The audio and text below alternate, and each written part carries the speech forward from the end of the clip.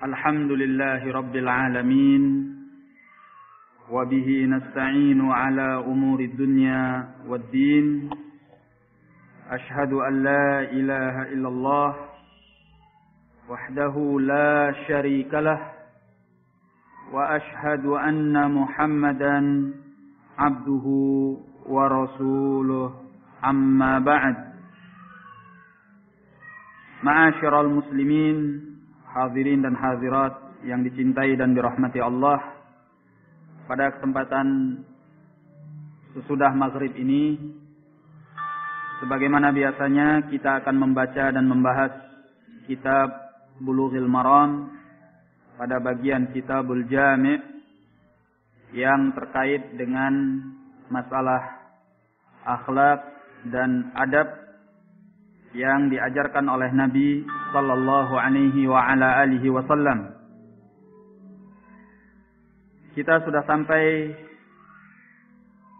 pada hadis Ali bin Abi Thalib mengenai adab di dalam mengucapkan dan menjawab salam. Disebutkan dalam hadis Ali bin Abi Thalib, qala Rasulullah sallallahu alaihi wasallam,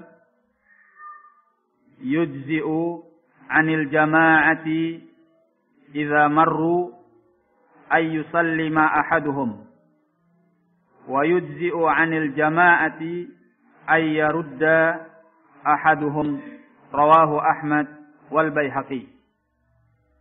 Dari Ali bin Abi Thalib,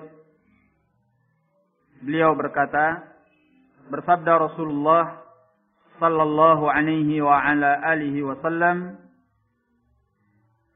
cukup dari sekumpulan manusia apabila mereka melewati salah seorang di antara mereka mengucapkan salam, dan cukup dari sekumpulan manusia bahwa salah seorang di antara mereka menjawab salam. Diriwayatkan oleh Al-Imam Ahmad dan juga Al-Baihaqi. Hadis ini sanadnya lemah, karena di dalamnya ada Sa'id bin Khalid Al-Khuzai Al-Madani, dan dia seorang yang dhaif, seorang yang lemah, sebagaimana yang disebutkan oleh Syekh Shalih Al-Fauzan di dalam syarahnya.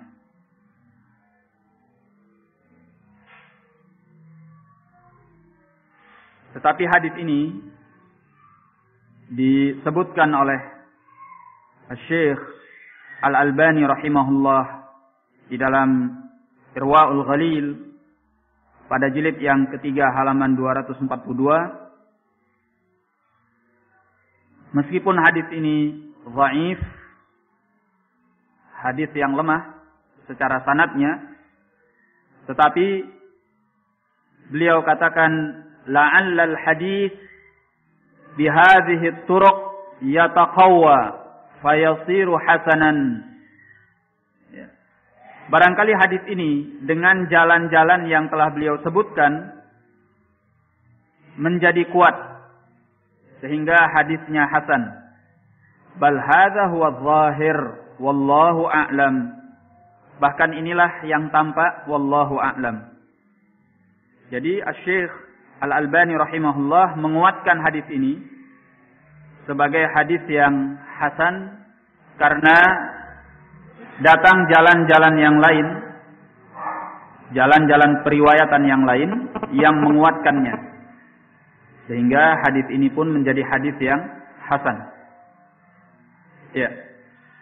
Setelah kita sebutkan dalam pertemuan yang lalu bahwasanya para ulama berdalil dengan hadis ini cukup bagi sekumpulan orang yang melewati suatu kaum atau melewati sebagian kaum, bahwa yang mengucapkan salam adalah satu orang saja.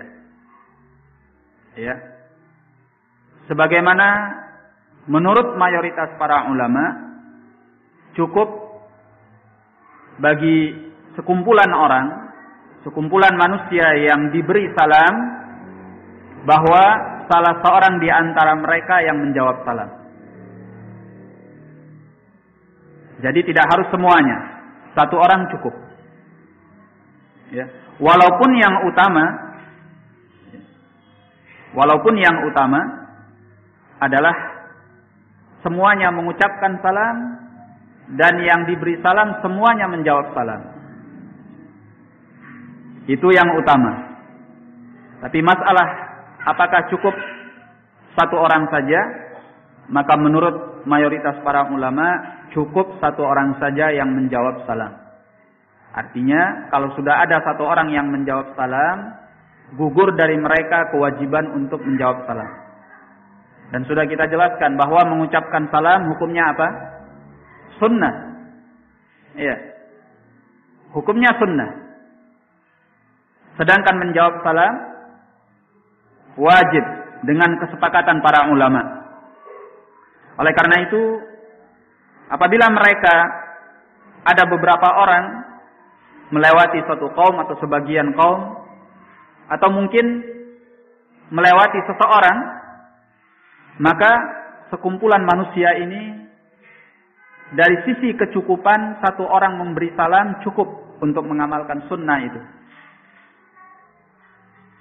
Nah, kalau seandainya semua tidak ada yang mengucapkan salam, ya tidak sampai berdosa.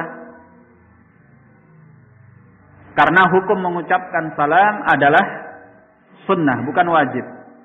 Ya. Hanya saja mereka telah meninggalkan keutamaan yang besar dalam menyebarkan salam. Jadi urusannya lebih ringan. Nah, kalau ada satu orang cukup. Tapi yang lebih utama semuanya mengucapkan salam. Nah, bagi yang diberi salam, ya, kalau mereka ada sekumpulan manusia atau ada beberapa orang, nah di sini masalahnya. Karena menjawab salam hukumnya wajib, tidak seperti memberi salam.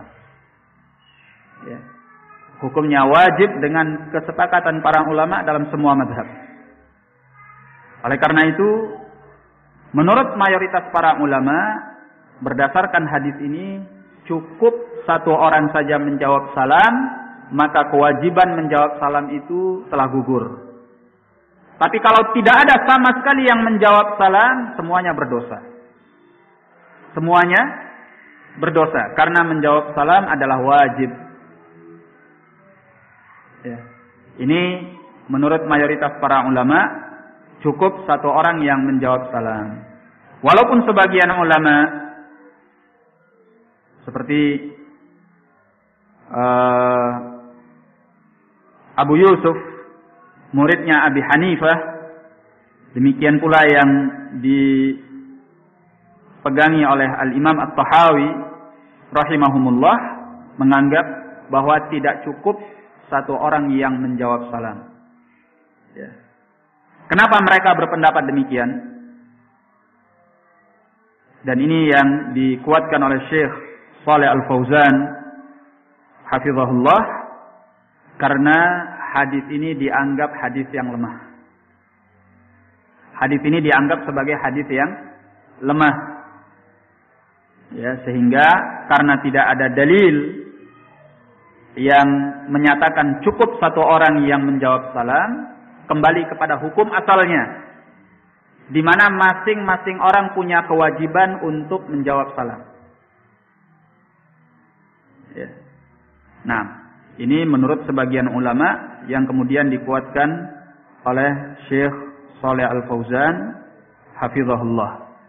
Ala kulli hal, ya. Kalau kita mengambil pendapat al-jumhur, mayoritas para ulama menyatakan cukup satu orang.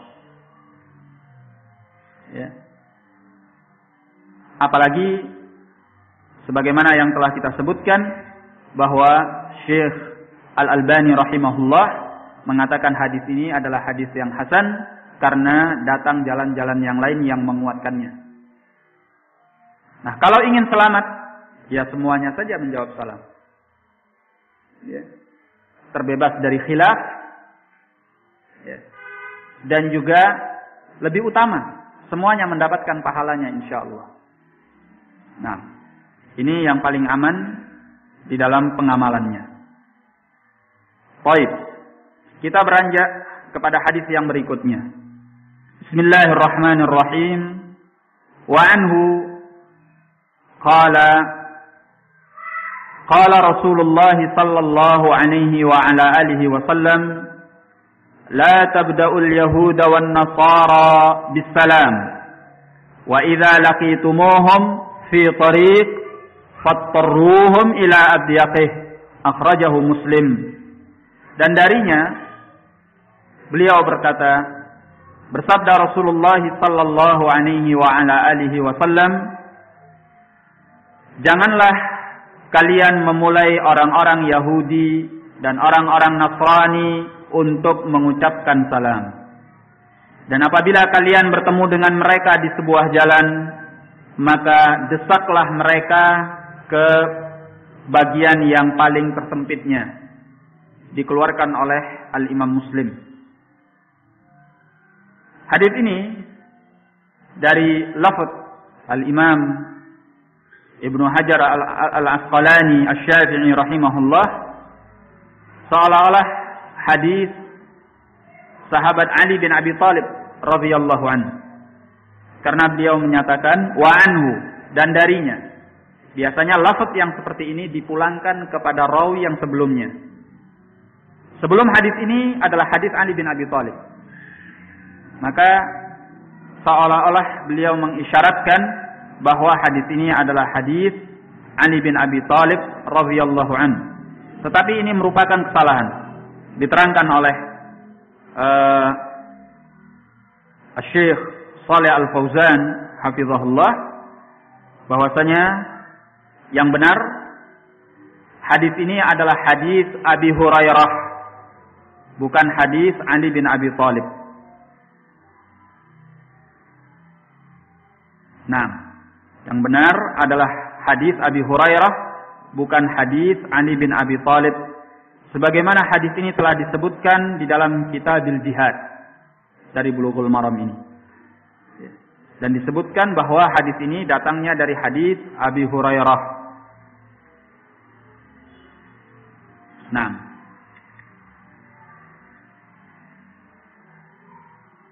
disebutkan la tabda'ul yahuda wan nasara bis salam. Janganlah kalian memulai orang-orang Yahudi dan orang-orang Nasrani untuk mengucapkan salam. Diterangkan oleh Syekh Shalih Al-Fauzan hafizahullah bahwa memulai orang-orang Yahudi ataupun orang-orang Nasrani untuk mengucapkan salam mengandung mafasid, mengandung sisi-sisi kerusakan. Makanya dilarang oleh Nabi sallallahu alaihi wasallam. Enggak boleh kalau kita ketemu seorang Yahudi atau Nasrani kemudian kita katakan assalamualaikum. Enggak boleh. Apa sisi-sisi kerusakannya? Pertama kata beliau, tentunya kalau kita melakukan ini, kita melanggar larangan Nabi sallallahu alaihi wasallam. Yang mana hukum asal larangan Nabi sallallahu alaihi wasallam adalah haram. Tidak boleh kita melakukan sesuatu yang haram. Baik. Kemudian yang kedua kata beliau, karena ucapan salam ketika kita mengatakan assalamualaikum ini mengandung al-ikram, pemuliaan kepada orang yang diberi salam. Dan mengandung perendahan diri terhadap orang yang diberi salam. Makanya hanya dilakukan kepada sesama muslim, karena kita menghormati dan kita saling merendahkan diri kepada sesama muslim. Tidak boleh kepada seorang Yahudi ataupun Nasrani karena mereka kafir. Tidak boleh kita menghormati orang yang kafir. Tidak boleh kita merendahkan diri kepada orang yang kafir. Mereka tidak pantas untuk mendapatkan penghormatan dan perendahan diri kita kepadanya. Ini alasan yang kedua, sisi kerusakan yang ada, yang terdapat di dalam mengucapkan salam kepada al-Yahud ataupun kepada an-Nasara. Makanya dilarang oleh Nabi SAW. Sisi yang ketiga kata beliau, bahwasanya mengucapkan salam adalah sebab untuk melahirkan rasa cinta dan kasih sayang di antara yang mengucapkan salam dan yang diberi salam. Ya. Makanya dalam riwayat Nabi SAW mengatakan, ala adullukum ala syai'in idza fa'altumuh tahabbtum. Ya. Maukah kalian, kata Nabi, aku tunjukkan kepada sesuatu yang mana kalau kalian memperbuatnya, kalian akan saling mencintai. Apa itu? Ufshus salam bainakum. Ya, sebarkan salam di antara kalian. Jadi salam ini kita ucapkan kepada sesama muslim memang di antara tujuannya, fungsi dan faedahnya adalah menumbuhkan rasa cinta kasih sayang di antara kita. Dan ini hak seorang muslim dari saudaranya yang muslim. Ya, mendapatkan rasa cinta, mendapatkan rasa kasih sayang, kedekatan hati, ya, persatuan, persaudaraan dan lain sebagainya. Tetapi kepada orang kafir, semacam Yahudi, semacam Nasrani, tidak pantas.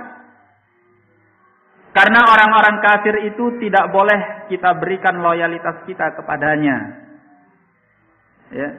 Tidak boleh kita berikan rasa cinta kita kepadanya. Tidak boleh kita berikan rasa kasih sayang kita kepadanya. Yang ada hanya kebencian dan permusuhan.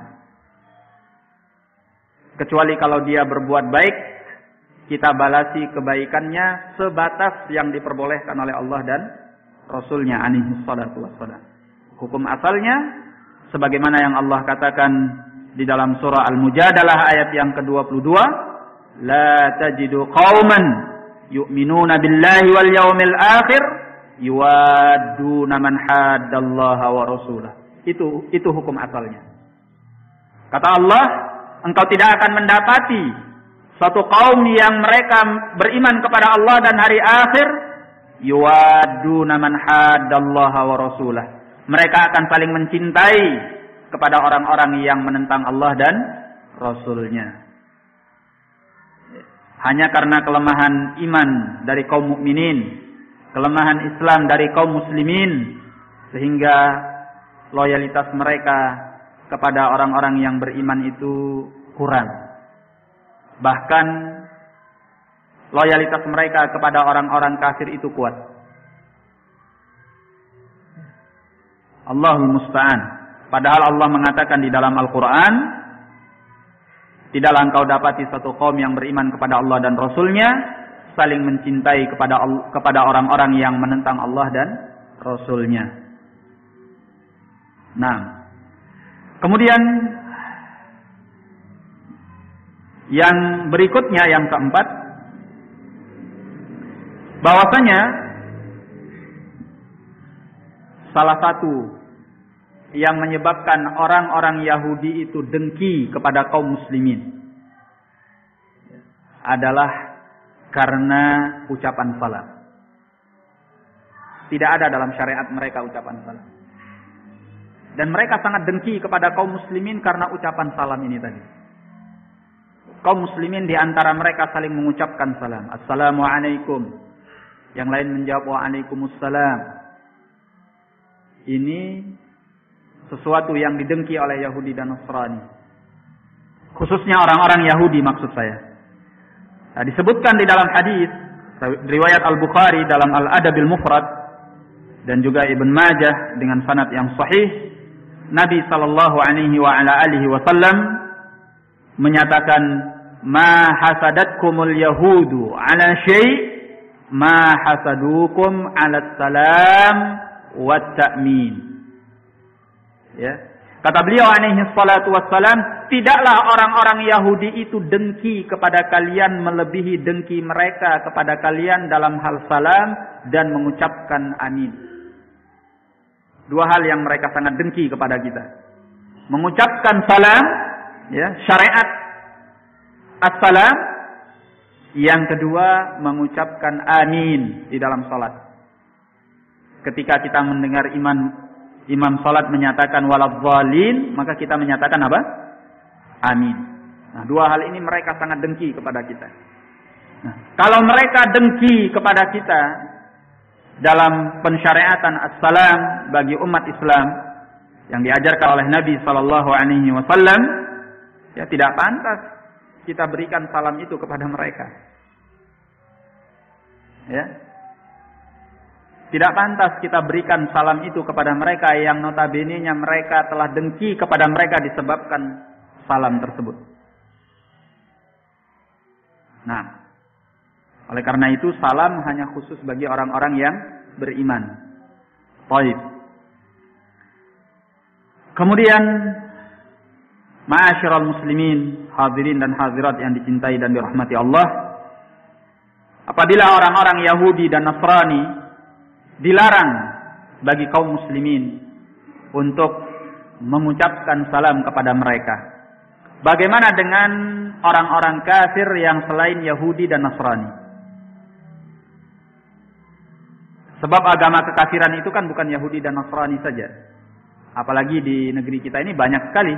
Ada Buddha, ada Hindu, ada Konghucu, ada macam-macam. Ya. Ya. Apa hukum mengucapkan salam kepada al-Yahud dan an-Nasara, kepada selain al-Yahud dan an-Nasara? Kalau kepada Yahudi dan Nasrani jelas hukumnya. Ada nas dari Nabi sallallahu alaihi wasallam. Al-jawab, kepada yang selain al-Yahud dan juga an-Nasara tentunya lebih haram untuk kita mengucapkan salam. Ya. Karena mereka adalah agama kekafiran yang murni. Yahudi dan Nasrani itu asal agamanya adalah agama wahyu, sehingga diistilahkan dengan agama samawi. Ya, asalnya loh. Ya, yang dahulu diturunkan kepada Nabi Musa atau kepada Nabi Isa alaihi wassalam. Asalnya adalah agama samawi, agama wahyu. Tetapi kemudian mereka mentahrifnya, mereka mengubahnya, mereka memalingkannya, mereka menyelewengkannya kepada hawa nafsu mereka. Sehingga jadilah seperti sekarang ini, agama Yahudi ataupun Nasrani. Mereka masih punya asal agama wahyu. Ya. Pada mulanya. Sedangkan agama-agama seperti Buddha, Hindu, Konghucu, apa lagi? Ya, kejawen. Ya. Ataupun agama-agama yang tidak beriman kepada Allah dan Rasulnya alaihi salatu wassalam, mereka tidak punya asal. Ya. Mereka bukanlah agama samawi. Mereka tidak punya wahyu dari awal. Semata-mata merupakan hawa nafsu manusia yang mencetuskannya.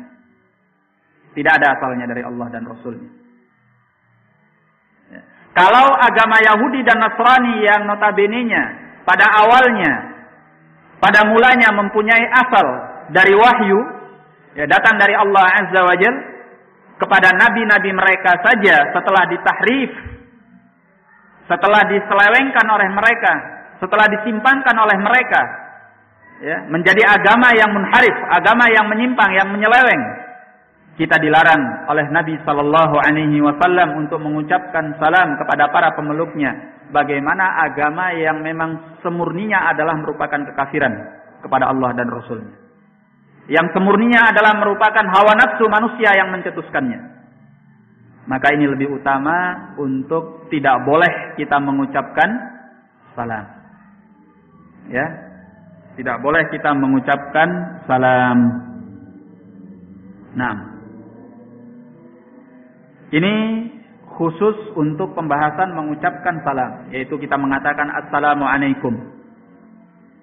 Ya. Bagaimana kalau mereka yang mengucapkan salam kepada kita? Apa hukum menjawab salamnya? Ya, terkadang kita ketemu dengan sebagian orang Nasrani, karena yang banyak di kita ini Nasrani. Saya belum tahu ada orang Yahudi. Ada enggak? Hah? Ya wallahu a'lam. Ya, yang jelas mereka tidak tampak. Ya. Pada umumnya yang kita temui adalah Nasrani atau agama-agama yang selain itu. Nah, kalau ada orang Nasrani yang datang kepada kita atau bertemu dengan kita, papasan di jalan, lantas dia mengatakan Assalamualaikum. Apa yang kita perbuat? Ya. Nah, di sini Nabi sallallahu alaihi wa ala alihi wasallam di dalam riwayat Al-Bukhari dan Muslim beliau menyatakan idza sallama alaikumul yahud fa innama yaqulu ahaduhum assalamu alayka assalamu alayka faqul wa alaik. Apabila salah seorang di antara Yahudi mengucapkan salam kepada kalian, hanya saja salah seorang di antara mereka itu akan mengatakan assalamu alayka. Artinya apa? Assalamu alayka artinya kehancuran, kebinasaan untukmu, atasmu. Ya. Lafadznya mirip. Kalau kita tidak awas mendengarkan, seolah-olah seperti assalamu alayk. Assalamu alayk. Seolah-olah seperti itu. Padahal yang mereka ucapkan apa? Assamu tanpa lam. Lamnya tidak ada. Assamu alayka atau assamu alaikum. Artinya apa? Kehancuran dan kebinasaan atas kalian. Maknanya itu bertolak belakang 180 derajat. Yang satu mendoakan keselamatan atas kalian, assalamu alaikum. Kalau assamu alaikum artinya apa? Kehancuran dan kebinasaan atas kalian. Ya, maka kata Nabi, faqul wa alaik. Maka jawablah dan juga atasmu. Ya, itu yang diajarkan oleh Nabi sallallahu alaihi wa ala alihi wasallam. Di sini para ulama khilaf.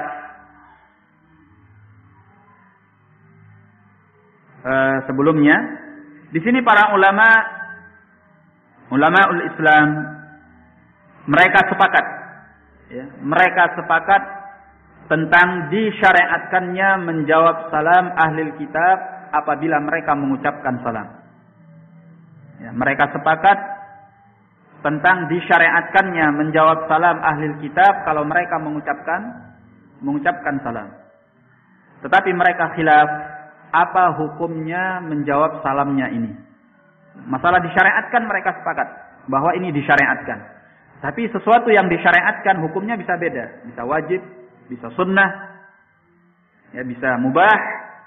Nah, apa hukumnya? Menurut sebagian al-fuqaha, mereka mengatakan hukumnya wajib. Hukumnya wajib. Sebagian mengatakan hukumnya mustahab. Sebagian mengatakan bahwa hukumnya la ba'sa bihi, sesuatu yang boleh-boleh saja. Ya.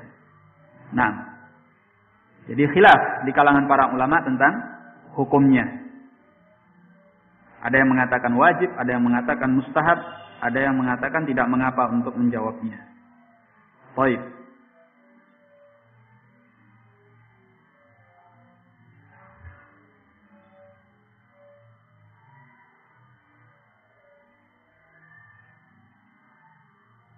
Kemudian bagaimana bentuk ucapan kita di dalam menjawabnya? Apakah kita mengatakan Waalaikumsalam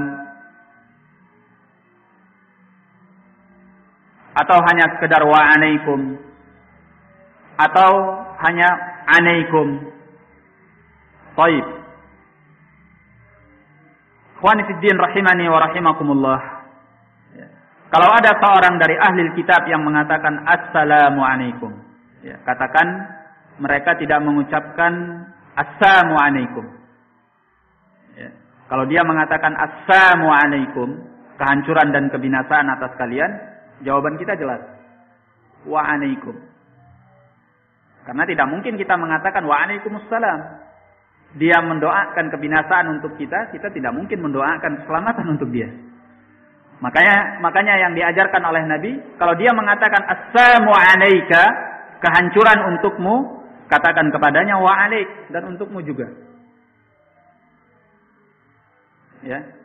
Nah, sekarang pembahasannya, bagaimana kalau mereka mengatakan assalamu alaikum, keselamatan atas kalian.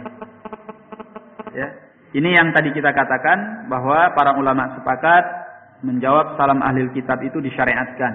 Hanya saja mereka berbeda pendapat tentang hukumnya. Ada yang mengatakan wajib, ada yang mengatakan sunnah, ada yang mengatakan la ba'sa bihi, tidak mengapa. Baik. Kemudian kalau memang disyariatkan menjawab salam ahlil kitab, ya, bagaimana bentuk jawaban kita? Apakah kita menjawab wa alaikumussalam, atau hanya sekedar wa alaikum, atau ada lafaz yang lain tanpa waw, alaikum? Ya. Ini yang dibahas oleh para ulama, yang dikuatkan oleh Syekh Shalih Al-Fauzan hafizahullah, bahwa menjawabnya dengan menyatakan wa alaikum. Menjawabnya dengan wa alaikum. Nah, dan beliau menukilkan pendapat Ibnul Qayyim rahimahullah, bahwasanya seorang kafir dhimmi, tahu kafir dhimmi? Kafir dhimmi itu adalah seorang kafir yang berada di bawah perlindungan penguasa muslim disebabkan dia membayar jizyah, membayar upeti, sehingga dia mendapatkan perlindungan dan keamanan. Ya, dia tunduk kepada penguasa muslim disebabkan dia membayar upeti. Ini namanya kafir zimmi. Nah, kafir zimmi, kata Ibnul Qayyim, kalau dia mengatakan assalamu alaikum, ya, kata beliau, kalau kita melihat dalil-dalil yang disyariatkan dan kaidah-kaidah yang disyariatkan, maka yang pantas adalah kita menjawab wa alaikumussalam. Ya, karena ini adalah termasuk keadilan, kata beliau.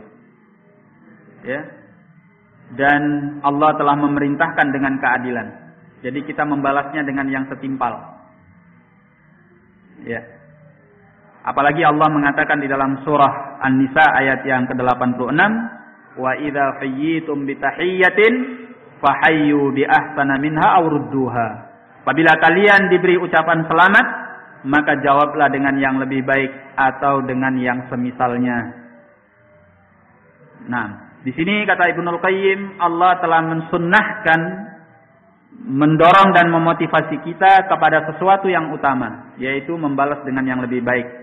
Dan Allah juga mewajibkan yang setimpal, yang adil, yaitu membalas dengan yang semisalnya. Jadi ini pendapat Ibnul Qayyim rahimahullah terhadap kafir zimmi. Nah, jadi intinya kalau ada seorang ahli kitab yang mengatakan assalamualaikum, maka kita menjawab, ya boleh kita menjawab waalaikumsalam, boleh kita menjawab waalaikum, ya, karena kedua-duanya memiliki sisi pandang yang kuat. Ya, menjawab dengan waalaikum sebagaimana datang dalam riwayat. Menjawab dengan waalaikumsalam, sisi pandangnya seperti apa yang telah diterangkan oleh Ibnul Qayyim rahimahullah. Baik.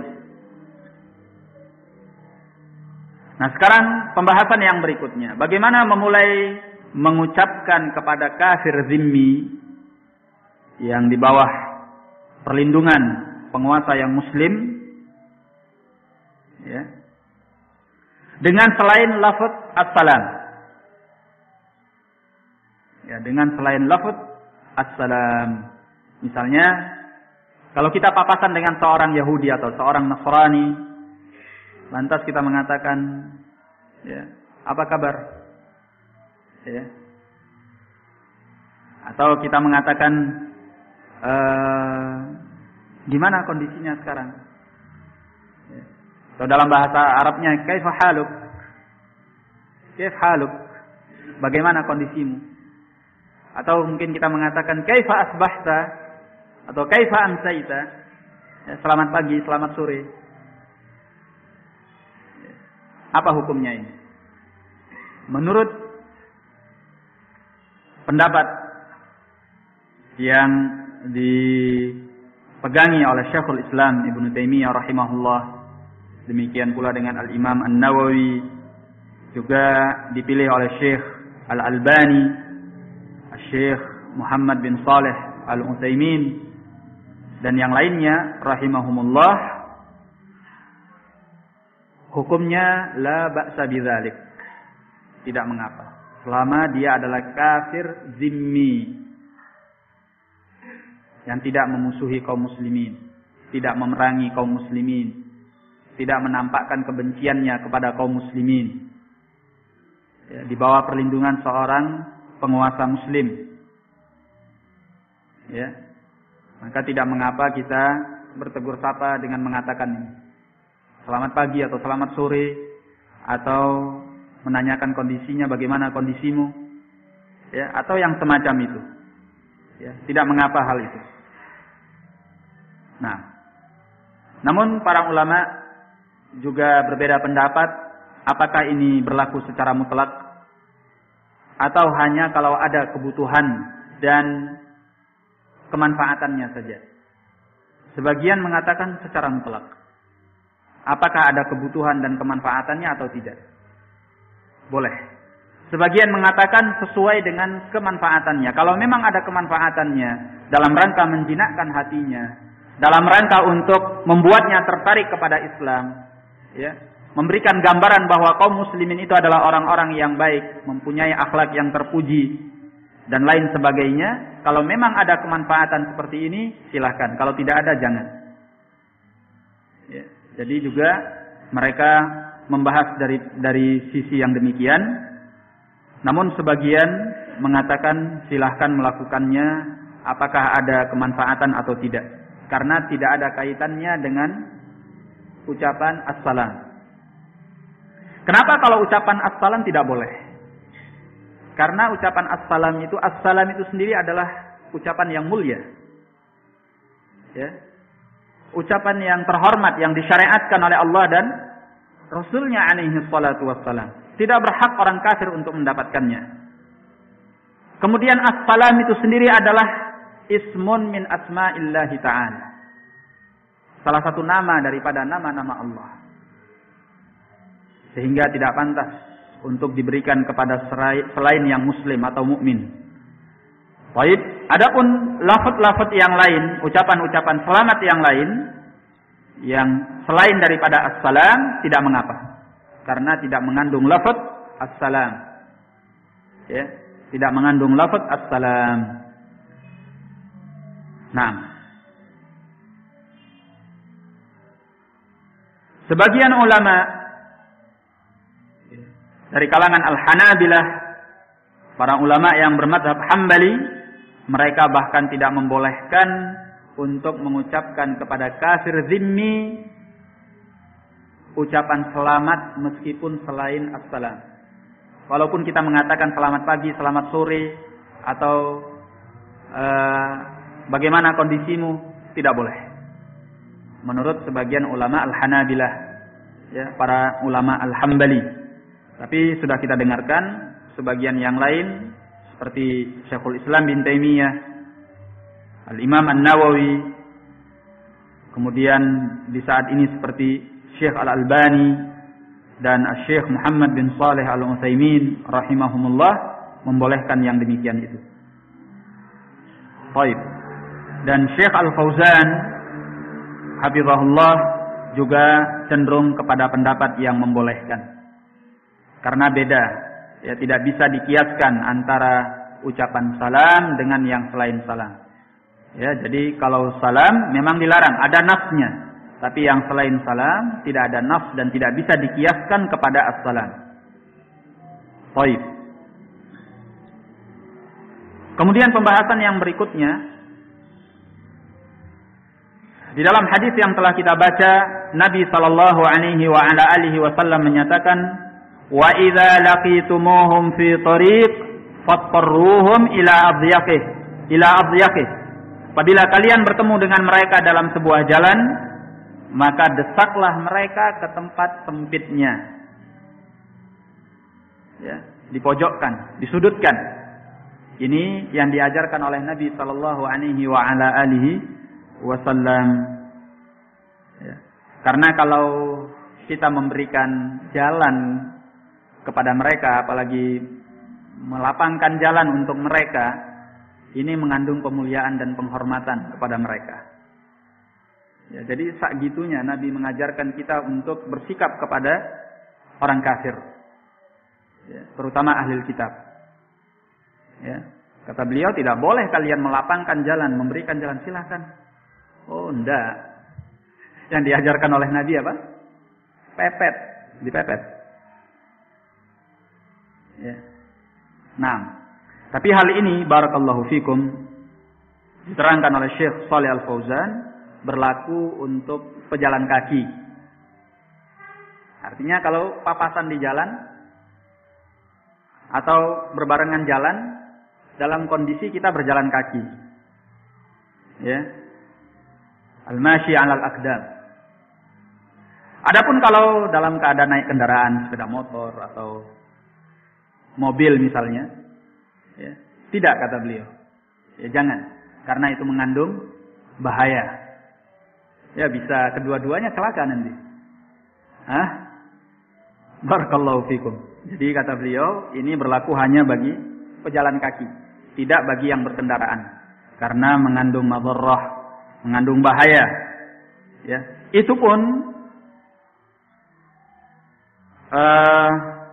beliau mengatakan bahwa melakukan hal ini kepada ahli kitab, baik itu Yahudi ataupun Nasrani, ya, di kalangan para ulama dikaitkan dengan dua hal. Di kalangan ulama dikaitkan dengan dua hal. Hal yang pertama, kata beliau, bahwa hal ini berlaku ketika az-ziham. Az-ziham wa dhayqit tariq. Ya, wa dhayqit tariq. Ketika terjadi keramaian dan kemacetan, kesempitan di jalan. Ya.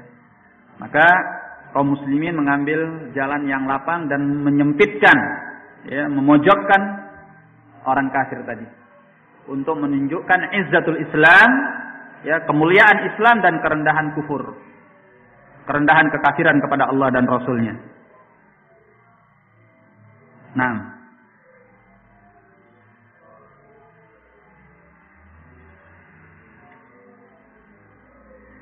kemudian yang kedua, kata beliau, para ulama juga mengaitkan bahwa memojokkan mereka ke tempat yang sempit seperti ini juga dilakukan dalam porsi di mana kafir zimmi itu tidak jatuh ke dalam bahaya.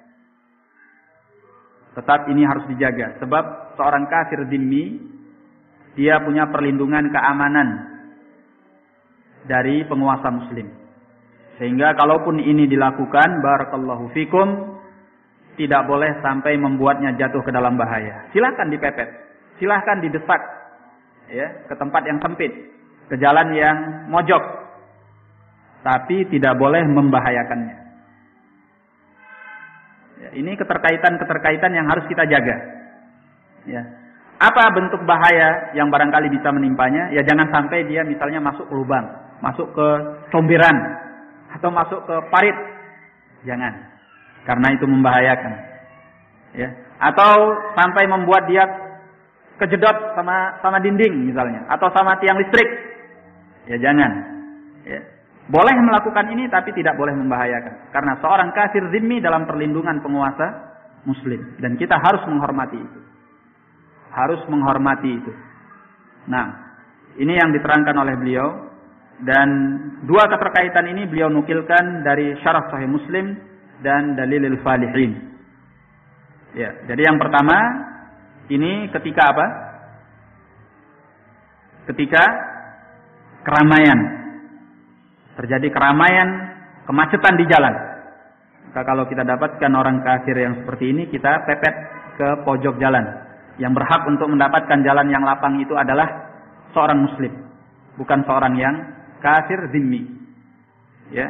Yang kedua, tidak boleh sampai membahayakan mereka. Nah, dan ikhwani fiddin rahimani wa rahimakumullah, ajaran ini diajarkan oleh Nabi sallallahu alaihi wasallam tentunya tanpa menimbulkan madharrah yang lebih besar kepada kaum muslimin atau kepada orang yang melakukannya.